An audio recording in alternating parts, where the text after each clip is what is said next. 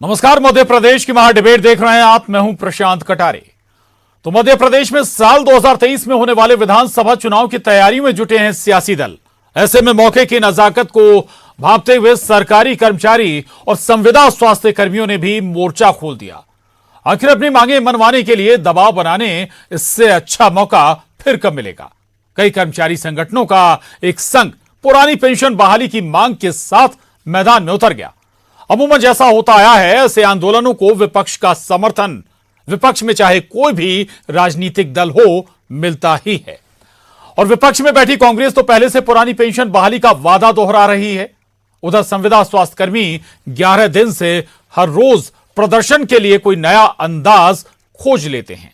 आज काली पट्टी बांधकर प्रदर्शन जारी है। बहरहाल इन प्रदर्शनों के दोनों पहलू हैं। पहला, इन प्रदर्शनकारी संगठनों को सुना तो जाए। दूसरा, ये मांग जो कर रहे हैं वो वाकई व्यवहारिक है क्या। आज इसी पर होगी महाडिबेट। मध्य प्रदेश में चुनावी साल की पूर्व बेला पर प्रदर्शनों की बहार आई हुई है। राजधानी भोपाल में आज से सरकारी कर्मचारियों ने पुरानी पेंशन बहाली की मांग इस नारे के साथ शुरू की कि पुरानी पेंशन नहीं तो वोट नहीं, पेंशन नहीं तो वोट नहीं। तो संविदा स्वास्थ्य कर्मियों का भी भोपाल में 11 दिनों से नियमितीकरण की मांग के साथ प्रदर्शन जारी है। नारा भी समान कि नियमितीकरण नहीं तो वोट नहीं। मुख्यमंत्री जी तक हमारा मैसेज जाना चाहिए कि हमें पेंशन बहाली चाहिए, वरना 2023 में हम लोगों ने एक नारा बना दिया कि पेंशन नहीं तो वोट नहीं। यदि हमें पेंशन प्राप्त नहीं होगी 2023 में इसका हिसाब बराबर करेंगे। पुरानी पेंशन संघ को कई कर्मचारी संगठनों के साथ कांग्रेस ने भी समर्थन दे दिया, इस वादे के साथ कि 2023 में कांग्रेस की सरकार आते ही पुरानी पेंशन बहाल करेंगे। तो संविदा स्वास्थ्य कर्मियों के साथ युवक कांग्रेस अध्यक्ष डॉक्टर विक्रांत भूरिया भी खड़े नजर आए। कांग्रेस पार्टी हम लोग इनके साथ हैं और जैसा कमलनाथ जी ने भी घोषणा की है कि हमारे घोषणा पत्र में रहेगा और सरकार 2023 बनेगी तो ओल्ड पेंशन लागू की जाएगी। और जैसा बताया तिवारी जी की 98 उसके बाद के भी बहुत से लोगों की पेंशन रद्द कर दी है, वो पेंशन भी देखेंगे कि वो मिले। बहुत शर्मनाक बात है क्योंकि ये वही लोग हैं जो कोरोना के समय जबरदस्त अपनी जान पर खेलकर लोगों की जानें बचाई हैं और स्वास्थ्य व्यवस्था को दुरुस्त करा है, और आज उन्हीं कोरोना योद्धाओं को जेल भेजा जा रहा है। आज निश्चित तौर पर ये स्वास्थ्य के क्षेत्र में एक काला दिवस के रूप में मनाया जाएगा। और मैं अपने सभी स्वास्थ्यकर्मी, संविदा स्वास्थ्यकर्मी भाइयों बहनों को ये बोलना चाहूँगा कि आप अकेले नहीं हैं, हम सब आपके साथ हैं और पूरी ताकत से आखिरी तक आपकी ये लड़ाई में हम शामिल हैं। नए साल के आगाज से पहले शुरू हुई पुरानी पेंशन बहाली और संविदा स्वास्थ्य कर्मियों के आंदोलन पर क्या कहती है बीजेपी, सुनिए। सरकार से वाजिब मांगे मनवाने का ये उचित समय होता है। इस दृष्टि से आप देख रहे हैं कि मध्य प्रदेश में भी सभी कर्मचारी संगठन और अलग अलग समाज संगठन अपनी अपनी मांग को लेकर मुख्यमंत्री जी से मिलने का भी काम कर रहे हैं, ज्ञापन भी दे रहे हैं, आंदोलन भी कर रहे हैं। वो स्वाभाविक भी है, मांगा उसी से जाता है जो देता है। माननीय मुख्यमंत्री शिवराज सिंह चौहान जी ने समाज के सभी वर्गों के लिए देने का काम किया है, तो निश्चित तौर पर जो संविदा चिकित्सा कर्मचारी है उनको भी मांगने का अधिकार है और वो अपनी मांगों को मांग रहे हैं। और शिवराज सिंह चौहान जी ने उनको पहले भी दिया है और मुख्यमंत्री जी आने वाले समय में भी उनको उनकी मांगे पूरी करेंगे। जो मांगे पूरी करता है उसी से मांगा जाता है। बीजेपी सरकार पुरानी पेंशन पर तो पहले ही तस्वीर साफ कर चुकी है कि इसकी वापसी नहीं होने जा रही। हालांकि संविदा स्वास्थ्य कर्मियों को जरूर मांगों पर आश्वासन मिला है, बावजूद वो पीछे हटने तैयार नहीं है। बहरहाल इन आंदोलनों से सियासी पारा तब और बढ़ गया जब कांग्रेस इन प्रदर्शनकारियों के साथ जा खड़ी हुई। भोपाल से वासु चौरे, अनुराग श्रीवास्तव के साथ bureau report, news 18, Madhya Pradesh, Chhattisgarh. तो चुनावी साल की ये पूर्व बेला है। दो बड़े संगठन मैदान में हैं और बड़ा प्रदर्शन कर रहे हैं, कई मांगे हैं और इस मांग के साथ एक नारा इन्होंने जरूर जोड़ दिया कि पुरानी पेंशन नहीं तो वोट नहीं, नियमितीकरण तो वोट नहीं। हो सकता है कि आने वाले दिनों में ऐसे कई और दूसरे मोर्चे भी खुलते नजर आए। दरअसल एक लिहाज से ये स्ट्रेटजी भी होती है, जब चुनावी साल में आप सरकार पर दबाव बना सकते हैं, प्रेशर बना सकते हैं, अपनी मांगों को मनवाने की कोशिश होती है संगठनों की, लेकिन कितनी वाजिब है मांगे और क्या वाकई में इन पर संज्ञान नहीं लिया गया सरकार के, इन तमाम पहलुओं पर हम चर्चा करेंगे। 4 खास मेहमान हमारे साथ जुड़ रहे हैं इस चर्चा में। राम डांगोरे साहब हैं, विधायक बीजेपी, बहुत स्वागत है राम डांगोरे साहब आपका। अमिताभ चौबे जी हैं, प्रांतीय संयोजक संविदा स्वास्थ्य कर्मी संघ, अमिताभ जी आपका भी बहुत स्वागत है। सत्येंद्र तिवारी जी हैं, अध्यक्ष new movement for old pension संघ, सत्येंद्र जी आपका भी बहुत स्वागत है। और कांग्रेस प्रवक्ता स्वदेश शर्मा जी हमारे साथ हैं, आपका भी बहुत स्वागत है। सबसे पहले मैं अमिताभ, माफ कीजिएगा, सत्येंद्र जी आपके पास आऊंगा। ये बताइए ना कि भाई आप कह रहे हैं नियमित, आप कह रहे हैं कि पुरानी पेंशन बहाली होनी चाहिए, तमाम विशेषज्ञों के अध्ययन के बाद इस व्यवस्था को बदला गया था, क्या इससे पूरी अर्थव्यवस्था डिस्टर्ब नहीं हो जाएगी? देखिए जी, पुरानी पेंशन व्यवस्था बहाली से अर्थव्यवस्था डिस्टर्ब नहीं हो रही है। हमको थोड़ा पुराने इतिहास में जाना पड़ेगा। जो पेंशन का सिस्टम था जी, तो पेंशन अधिनियम 1972 में कर्मचारियों के लिए ये प्रावधान किया गया था कि कर्मचारी रिटायरमेंट के समय, जब कर्मचारी सेवानिवृत्त होता था, उस समय उसकी लास्ट सैलरी, जो अंतिम वेतन प्राप्त करता था जी, उसके वेतन का 50% राशि उसको उसके जीवन के बुढ़ापे के कल्याण हेतु, उसको जीविकोपार्जन हेतु 50% राशि एक निश्चित गारंटी के साथ दी जाती थी, ताकि उसका बुढ़ापा गुजर सके आसानी से। परंतु 2004 में तो ये प्रोविडेंट फंड की व्यवस्था तो अभी भी है। अब जो वो जीपीएफ था, इन लोगों ने 2004 में जब एनपीएस नई स्कीम लागू करी, पेंशन को बंद किया जी, तो ये 10 कर्मचारी के कुल वेतन का 10% इन्होंने अब वेतन से काटा जी। और पहले 10% का नियम था कि सरकार अपने भागांश से 10% मिलाती थी उतनी राशि, और उसको एक एनपीएस अकाउंट में टोटल पैसा जमा करती थी। जो पैसा जमा था वो पूरा पैसा पूरे कारपोरेट जगत को दे दिया गया। उस पैसे का कोई हिसाब नहीं है। कर्मचारी का पैसा जो काटा गया है एनपीएस में, उसका कोई हिसाब नहीं। दूसरा, जब ये पैसा काटने के बाद इन्होंने एनपीएस अकाउंट बनाया जी, कर्मचारी रिटायर नहीं हो रहा था, उस समय उसकी जो साइड इफेक्ट आ रहे थे, जब रिटायर हो तब तो पता लगे कितनी पेंशन मिलती है। सरकार ने ये आश्वासन प्रलोभन दिया कि आप रिटायर होंगे तो आपको एक मुश्त 50 लाख रुपए मिल जाएगा। अब जब रिटायरमेंट होने की नंबर आया, तो अब ये उसमें जो कर्मचारी का कुल पैसा कटा था उसका 60% पैसा इनके द्वारा रिफंड किया जाता है, और 40% पैसा जमा करके उससे जो ब्याज मिलती है जी, उसी ब्याज की पेंशन होती है। सरकार ने पेंशन देने की जिम्मेदारी से अपने को मुक्त रखी, पहला। दूसरी बात, पूरा पैसा कारपोरेट जगत को लाभ देने के लिए पेंशन बंद करी है, जबकि यह अपदूषण फैलाया जा रहा है कुछ संगठनों के द्वारा कि पेंशन देने से देश की अर्थव्यवस्था गड़बड़ होती है। देश की आप हर कर्मचारी को हर महीने 10% से बढ़ा करके 14% दे रहे हैं। जब वही पैसा आप 14% मासिक न दे करके आप पेंशन के समय, जब रिटायरमेंट होता है, रिटायरमेंट के समय उसके पैसे की आवश्यकता होती है, तो वही पैसा यदि आप रिटायरमेंट में देते तो उसका बुढ़ापा निकलता। परंतु पेंशन बंद करना सरकार की बहुत बड़ी, बुढ़ापे की चिंता होनी चाहिए, सरकार को भी होनी चाहिए, लेकिन एक जो आंकड़ा है वो कहता है कि भाई एक वक्त ऐसा था कि जब सैलरी वाले लोगों से ज्यादा संख्या पेंशन वालों की हो गई, सरकार के पास अगर फंड बचेगा नहीं, पैसा होगा नहीं खजाने में, तो वो सैलरी कहां से देंगे, पेंशन कहां से आएगी? ये बड़ी आप भी इसको शायद बेहतर समझ रहे होंगे सत्येंद्र जी। फिर मैं अमिताभ जी के पास जाऊंगा जी। सत्येंद्र जी, आपसे मेरा सवाल। जी। एनपीएस में देखा जाए, सरकार का कम से कम अनुमानित 50 करोड़ से ऊपर एनपीएस कर्मचारियों को भागांश देने में लग रहा है। हर महीने सरकार पैसा दे रही है अपने भागांश का, वही पैसा उसको पेंशन के समय देना पड़ेगा। कोई सरकार पे लोड नहीं जा रहा है जो सरकार अपना भागांश बंद कर दे। जी, ठीक है, समझ गया आपकी बात। अमिताभ चौबे जी, नियमितीकरण की आप लोग मांग कर रहे हैं, ये बताइए ना, जहां आप लोग काम कर रहे हैं उसमें इस मांग की पूर्ति होने की कोई गुंजाइश है? जी बिल्कुल गुंजाइश है। संविदा स्वास्थ्य कर्मचारी कोई ऐसे पद नहीं है जिनकी सरकार को 2 साल 5 साल के लिए जरूरत हो। संविदा स्वास्थ्य कर्मचारी पिछले 15-15, 20-20 साल से काम कर रहे हैं, और स्वास्थ्य सेवाएं एक ऐसा स्वास्थ्य महकमा है और ऐसी एसेंशियल सर्विस के हम कर्मचारी हैं जिनमें लगातार हमारी जरूरत पड़ने वाली है। तो ये कहीं से भी ये संभव नहीं है कि हमें नियमित नहीं किया जा सकता। दूसरा, ये वही संविदा स्वास्थ्य कर्मचारी हैं जिन पे सरकार ने कभी फूल बरसाए थे, कभी जो है हमारे लिए तालियां जो है वो बजवाए गए थे, घंटियां बजवाई गई थी माननीय प्रधानमंत्री जी के द्वारा। तो ये बिल्कुल भी ऐसा नहीं है। दूसरा, लगातार हमने 2013 में भी 13 से लगातार हम मांग करते आ रहे हैं और हम लगातार यही कहते आ रहे हैं कि कर्मचारी को जॉब सिक्योरिटी होना चाहिए। हर बार इस तरह की हम लोगों को जो है हड़तालों के समय माननीय मुख्यमंत्री जी के साथ फोटो होते हैं।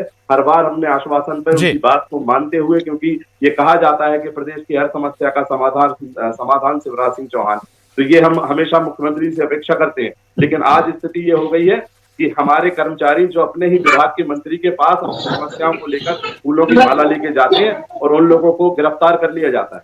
तो गिरफ्तार करके उनको रस्सी से बांध के घातन अपराधी की तरह गिरफ्तार किया जा रहा है। तो ये प्रदेश सरकार क्या संदेश देना चाहती है कर्मचारियों को, ये समझ से परे है। ठीक है, मैं आऊंगा आपके पास। बीजेपी विधायक राम डांगोरे जी हमारे साथ हैं। राम डांगोरे जी, दोनों की बात आपने सुनी, लेकिन चूंकि अब चुनावी साल लगने वाला है कुछ दिन बाद, तो जाहिर है कि जिन्हें आपने नहीं सुना अभी तक, वो तो अब प्रदर्शन करेंगे, दबाव बनाएंगे। जी, निश्चित रूप से ये चुनावी साल है और सभी संगठन हो, शासकीय कर्मचारी हो, सामाजिक संगठन हो, जो भी हो, ये अपनी मांगे लेकर के आ रहे, स्थानीय स्तर पर विधायकों के पास में भी जा रहे हैं। तो सरकार ने आर्थिक व्यवस्था देखते हुए इनकी मांगों को पूरा करने का प्रयास कर रही है और जो भी जायज होगा इनकी मांगे पूरी करेंगे। और ऐसा कुछ नहीं है कि जैसा भाई साहब बता रहे थे कि अर्थव्यवस्था बिगड़ती है, ऐसा कुछ नहीं है। नियम बने हुए हैं तो उनको देना वाजिबी है और सरकार के इसमें कोई दो मत नहीं है। कभी कभी आर्थिक स्थिति हो सकता है खराब हो, इस कारण प्रॉब्लम आ रही हो, लेकिन सरकार हमारी जिम्मेदार है और हम जनता की तो सेवा कर रहे हैं और जनता की मांग है, ये जनता की मांग है तो उसको पूरा करना पड़ेगा। सरकार इस पर विचार भी कर रही है और एक अच्छा निर्णय भी लेना। राम डांगोरे जी, सदन में विधानसभा में वित्त मंत्री ये कह चुके हैं साफ गोई से लिखित में कि भाई सरकार कोई पुरानी पेंशन लाने वाली नहीं है। ऐसा कुछ नहीं है, इस पर विचार चल रहा है जी। हो सकता है वहां क्या हुआ हो, मेरी जानकारी में नहीं है, लेकिन सरकार राज्य के सर्वांगीण विकास को लेकर के सोच रही है और पेंशन वाला कोई इनका आज का इशू नहीं है कि इसको थोड़ा पेंडिंग कर देंगे तो चल जाएगा। सरकार सोच रही है और निश्चित रूप से जो पेंशनर्स है उनके हित में अच्छा निर्णय लेगी। जी, चल मैं आता हूं आपके पास दोबारा। स्वदेश शर्मा जी हमारे साथ हैं। स्वदेश शर्मा जी, आप लोग बात कर रहे हैं पुरानी पेंशन बहाली की, ये बताइए ना इसका फॉर्मूला क्या होगा, व्यवस्था कहां से होगी उतने फंड की? देखिए, सबसे बड़ी बात तो प्रसाद जी मैं यहाँ शुरू करूंगा। सरकार की जवाबदारी होती है शिक्षा, सुरक्षा और स्वास्थ्य। और जिन स्वास्थ्य कर्मियों ने, जिस हमारे चिकित्सकों ने, संविदा कर्मियों ने उस कोरोना काल में जो भयानक महामारी थी, जो ऐसी महामारी थी कि अपनों से नमस्कार करने नहीं जा पा रहे थे, मिलने नहीं जा पा रहे थे, ऐसे में उन्होंने अपनी जान जोखिम में डाल करके लोगों की जानें बचाने का काम किया। और आपने उन पर फूल बरसाए, जैसा कि मैंने अभी सुना और उस समय भी देखा है, फूल बरसाए। माननीय प्रधानमंत्री महोदय ने ताली बजाई, थाली बजाई, आरती उतारी, जाने क्या क्या ढोंग ढटूरे किए, लेकिन आज वो अपने इस कड़ाके की ठंड में, इस ठंड में मैं भी कितनी मोटी जैकेट पहन के स्टूडियो में बैठा हूँ और वो वहाँ मैदान में बैठे हुए अपने हकों की मांग कर रहे हैं। इस मांग को सरकार नजरअंदाज करे तो निश्चित रूप से ये तानाशाही कहलाएगी। अब कहते हैं पेंशन की बात करते, जिन लोगों ने अपना पूरा जीवन नौकरी में होम दिया, रिटायरमेंट के बाद अगर उनको पुरानी पेंशन उनकी बहाल, जैसी कांग्रेस के समय में रही है, अगर बहाल कर दें, जैसे हमारी सरकार छत्तीसगढ़ में, हमने वहाँ बहाली कर दी, क्या वहाँ अर्थव्यवस्था बिगड़ गई? हमने राजस्थान में कर दी, क्या वहाँ अर्थव्यवस्था बिगड़ गई? अरे भाई, आपके स्वदेश शर्मा जी, अनाउंसमेंट हुआ है, अनाउंसमेंट हुआ राजस्थान छत्तीसगढ़, अनाउंसमेंट हुआ, तभी नहीं हो पाई अभी भी। हर चीज स्टेप बाय स्टेप ही होती है। अनाउंसमेंट के बाद कुछ समय होता है, कुछ प्रोसेस होती है और वो पूरी होती है। कुल मिलाकर के ये सरकार बिल्कुल, अगर चाहे इनकी इच्छा शक्ति मजबूत हो, दृढ़ इच्छा शक्ति मजबूत हो, तो अपने खर्चों में कटौती करें। हम देख रहे हैं विज्ञापनों में करोड़ों रुपए खर्च होते हैं, अरबों रुपए इन्होंने अपने इवेंट पर खर्च कर दिए। अच्छा, आपको एक छोटी सी बात बीच में बता दूं, अपनी बात जारी रखिएगा। संविदा वाला फॉर्मूला दिग्विजय सरकार के कार्यकाल में ही आया था ना, आपको भी याद होगा। देखिए 2004 से परेशानी के दौर से गुजर रहा है और 2003 में कांग्रेस की सरकार चली गई थी, वो भारती जी मुख्यमंत्री बन गई थी। अब अगर दिग्विजय सिंह जी की बात करो तो इस पे अमिताभ जी भी रोशनी डालेंगे जी, आप बात रखिए जी। 2003 में माननीय तत्कालीन मुख्यमंत्री दिग्विजय सिंह जी ने वो कार्य किया था जो आज तक की इनकी भाजपा की सरकार कभी नहीं कर सकती। वो कार्य किया था कि 15 साल आप लोगों को सरकार में आने का इंतजार करना। उन्होंने वो कार्य किया था जो आज तक नहीं कर पाए, मतलब गांव स्तर पर सरकार को ताकत दे दी थी, पंचायती राज की स्थापना ही नहीं की थी, उनको इतने पावर इतने अधिकार दिए थे कि जिसकी कोई हद नहीं, कोई सीमा नहीं, क्योंकि ये कल्पना नेहरू जी की थी। राजीव गांधी ने अमली जामा पहनाने के लिए कहा, सबसे पहले मध्य प्रदेश में दिग्विजय सिंह जी ने पहनाया। आपने पंचायत से उनके अधिकार छीन लिए, आज उनके हाथ में कुछ रहने नहीं दिया है। अगर पुरानी बातें करोगे तो सरकारों ने, कांग्रेस की जब सरकार रही है, सरकार ने हमेशा जनहित में अच्छे निर्णय लिए, अच्छे फैसले किए, लोगों को बहाल करने की कोशिश की, उनका जीवन स्तर बदलने की कोशिश की। लेकिन आप सिर्फ इवेंट कर रहे हो, आप सिर्फ एडवर्टाइजमेंट कर रहे हो, आप विजन वाले मुख्यमंत्री क्यों नहीं कहला रहे हो? आप टेलीविजन वाले मुख्यमंत्री हो, बस एक विजन लेके आते हो, एक कॉर्डलेस हाथ में लेके इधर से उधर टहलना और एक कैट वॉक करके भाषण देना। ये और नया शुरू कर दिया माननीय मुख्यमंत्री महोदय ने। अरे माननीय मुख्यमंत्री महोदय, बयान से अच्छा होता कि आप इसको अमली जामा पहनाते। तो आज ये कड़ाके की ठंड में, हमारी बहनें देख रहे हैं हम स्क्रीन पर, कितनी कड़ाके की ठंड में ये अपने हकों के लिए लड़ रही है। अरे आपका जा क्या रहा है? अपनी खर्चों में थोड़ी कटौती कर लीजिए। आप कर्जा तो वैसे ही ले रहे हैं, 3 लाख करोड़ से ज्यादा कर्जा कर तो मध्य प्रदेश में हो गया है। एक व्यक्ति पर आपने 50,000 से ज्यादा कर्ज में लाद दिया मध्य प्रदेश को। लगभग सभी राज्य सरकारों पर कर्ज है। तो साहब अपने स्वदेश शर्मा जी मध्य प्रदेश में, बल्कि राजस्थान पर भी कर्जा है, छत्तीसगढ़ पर भी कर्जा है जी। बाकी मैं नहीं कह रहा हूं कि बाकी उत्तर मध्य जो भाजपाई सरकार है या कांग्रेसी सरकार है, सब पर राज्य सरकारों पर कब्जा है, ठीक है, मैं कर्जा है। अमिताभ जी थोड़ा सा इस पर भी रोशनी डालिएगा, ये संविदा की जो एंट्री हुई थी ये कब हुई थी? दिग्विजय सरकार, जहां तक मुझे याद आता है। दूसरा जी संविदा कर्मचारी 1997 से मध्य प्रदेश में पदार्पण हुआ है और ये लगातार, मैं किसी सरकार या किसी राजनीतिक दल पर आपत्ति नहीं करूंगा, लेकिन हमें हर एक दल ने छला है, हर एक दल ने हमारे साथ धोखा किया है, चाहे 17 साल की ये सरकार हो, चाहे 17 महीने की बीच में आई हुई विपक्ष की सरकार हो, या उसके पूर्व जो 2003 के पूर्व जो सरकारें चलती रही। तो लगातार संविदा कर्मचारी आज भी 10 से 12 हजार रुपए के अल्प वेतन में, इस महंगाई के दौर में जहां जीवन यापन करना असंभव है, उस स्थिति में जीवन काट रहा है। और मैं बता रहा हूं कि मध्य प्रदेश में जितनी बदहाल स्थिति संविदा स्वास्थ्य कर्मचारियों की है, देश में किसी राज्य में ऐसी नहीं है। ये बड़ा ही चिंतनीय विषय है। सत्येंद्र तिवारी जी के पास जाऊंगा। अमिताभ जी मैं आ रहा हूं आपके पास। सत्येंद्र तिवारी जी, पेंशन, पुरानी पेंशन बहाली का जिक्र आप कर रहे हैं, फंड का भी जिक्र हो रहा है। दरअसल जो फंड सरकार के पास बचता है, अमूमन ये कांग्रेस बीजेपी सरकार का मसला नहीं है, जो फंड है खजाने में वो सड़कों पर इस्तेमाल होता है, विकास कार्यों पर इस्तेमाल होता है। अगर उस लिहाज से समझिएगा कि सारा पेंशन और वेतन में खर्च कर दिया जाए तो फिर क्या व्यवस्था पर उसका असर नहीं पड़ेगा, सड़कों पर असर नहीं पड़ेगा? औद्योगिक संस्थान जो आप शुरू करते हैं, शिक्षा में जो पैसा सरकार लगाती है, वो कहां से आएगा? देखिए जी, कर्मचारी 30 वर्ष 40 वर्ष तक सेवाएं सरकार की देता है। सरकार की योजनाओं को जन जन तक क्रियान्वयन करने का काम कर्मचारी ही करता है जी। कर्मचारी जब बुढ़ापे, जब नौकरी, जब उसका जीवन समाप्त होने की ओर आता हो, पूरी जवानी भर सरकार के काम करने के बाद घर जाता है नौकरी सेवानिवृत्त होने के बाद, उस समय उसके जीविकोपार्जन का सहारा शासन ही होती है।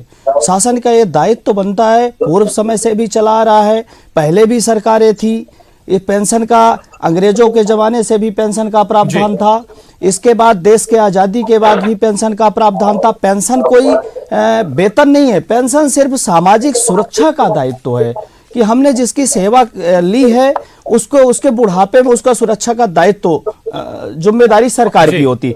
हम ये नहीं कहते कि सरकार पे लोड पेंशन से जा रहा है, सरकार पे तो बहुत सारे लोड जा रहे हैं। क्या कर्मचारी के पेंशन से यदि सरकार को लोड जा रहा है तो एक दिन का विधायक माननीय विधायक बनने के बाद, 2 बार दूसरे निर्वाचन के बाद, 3 बार निर्वाचन के बाद विधायक, जबकि विधायक जनप्रतिनिधि राजनेता शब्द नेताओं पे आता है, कर्मचारी सेवानिवृत्त होता है, राजनीति में कोई सेवानिवृत्ति नहीं होती।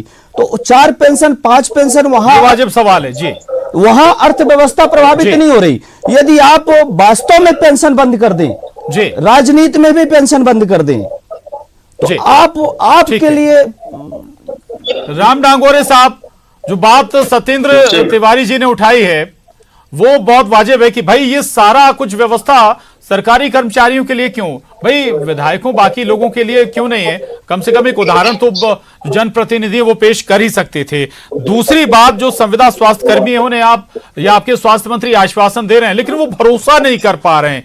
ये भरोसे का गैप, या फिर कहें कि आप अगर भरोसा नहीं कर पा रहे हैं संविदा स्वास्थ्य कर्मी, तो समझिए कि दिक्कत कहां है। देखिए, एक तो मैं इनकी पेंशन के पक्ष में हूं कि इनको पेंशन मिलना चाहिए। अर्थव्यवस्था जैसा सुरेश जी बता रहे थे, ऐसा कोई विषय नहीं है। कोई होगी तो अब मैं खुद भी पर्सनल सीएम साहब से बात करूंगा। ये इन्होंने इच्छा शक्ति वाला मामला बताया, इच्छा शक्ति नहीं है। तो सत्येंद्र जी, अगर सरकार में इच्छा शक्ति नहीं होती तो इतने साल टिकी नहीं रहती। आप विपक्ष में नहीं होते, कुछ ना कुछ तो अभी का टिकी है। अभी आपने खरीद फरोख्त के माध्यम से चुनी सरकार माननीय कमलनाथ जी की सरकार को अपदस्थ किया है। अभी सरकार को आप जनता की सरकार कहेंगे।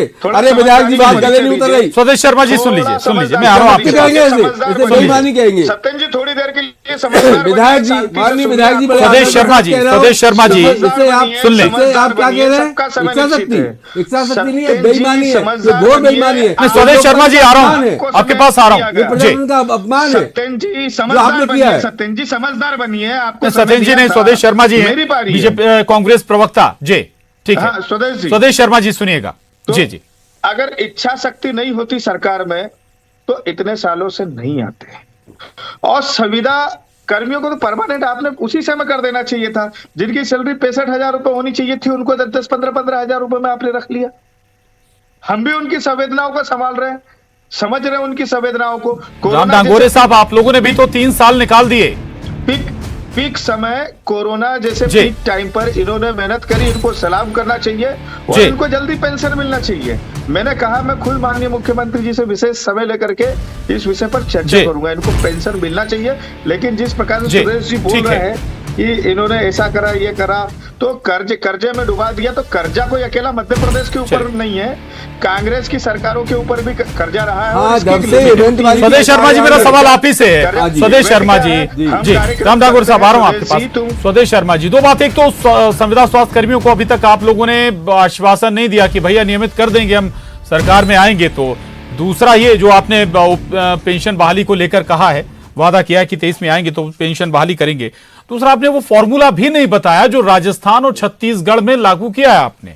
देखिए, फार्मूला बताना, ब्लूप्रिंट तैयार होता है। माननीय कमलनाथ जी विजन वाले नेता है और उनका जो विजन है, जो इनका ब्लूप्रिंट है, वो ऐसा है, अद्वितीय है, अविस्मरणीय है उनका। अगर वो जब मुख्यमंत्री बनेंगे 2023 में, जब आप देख लेना कि वो इनकी समस्या का समाधान करेंगे, संविदा कर्मियों का, और पुरानी पेंशन की बहाली करेंगे, और मध्य प्रदेश को आला दर्जे पर पहुंचाने के लिए, बेरोजगारी की दर को कम करने के लिए माननीय कमलनाथ जी जो प्रयास करेंगे वो जनता के सामने होगा। इन्होंने चलती वरना आज तक स्थिति ये होती कि मध्य प्रदेश रियल में समृद्ध मध्य प्रदेश साबित हो जाता। चलिए, माफी चाहूंगा, वक्त अब इजाजत नहीं देता चर्चा को और आगे बढ़ाएं, लेकिन देखना होगा कि चुनावी साल और क्या सूरत बनती है प्रदर्शनों की।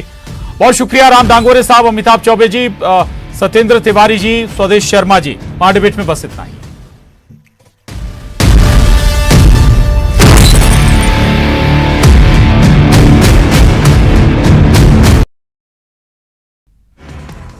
आज छत्तीसगढ़ के दौरे पर आएंगे कांग्रेस